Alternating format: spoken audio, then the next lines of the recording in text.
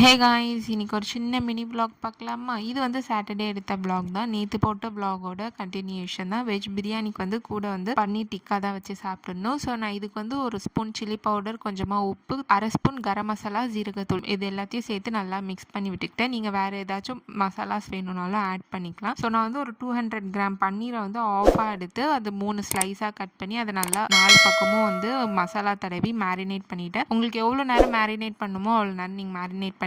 நான் ஒரு 25 மினிட்ஸ் கிட்ட மேரினேட் பண்ணியிருப்பேன். நான் வந்து அது தோசைக்கல்ல வந்து பட்டர் போடலை, எண்ணெய் மட்டும் ஊற்றி தான் ஃப்ரை பண்ணியிருந்தேன். நீங்கள் வேணும்னா பட்டர் போட்டு ஃப்ரை பண்ணி சாப்பிட்டு பாருங்க, சூப்பராக இருக்கும். 4 சைடும் வந்து நல்லா ஃப்ரை பண்ணிட்டு அது கூட வந்து கொஞ்சமாக வெங்காயம், லெமன் வச்சு ஸ்குவீஸ் பண்ணி சாப்பிட்டிங்கன்னா சூப்பராக இருக்கும். டயட் இருக்கவங்களாம் இந்த மாதிரி சாப்பிட்டு பார்த்தாங்கன்னா வெயிட் வந்து நல்லாவே லாஸ் ஆகும். பன்னீரும் வந்து ஒரு ப்ரோட்டீன் தான். சமையல்லாம் முடிச்சுட்டு ஃபுல்லாக கிச்சனை க்ளீன் பண்ணிட்டு வாங்கிட்டு வந்த காய்கறி எல்லாம் எடுத்து ஃப்ரிட்ஜில் அடுக்கி வச்சுட்டு அதை பெருக்கி சாமான்லாம் கழுவிட்டு எடுத்து வைக்கிறது கட்டியும் ஒரு 1லேருந்து ஒரு 1.5 hours வந்து டெய்லி ஆயிடுது மத்தியான நேரத்தில்.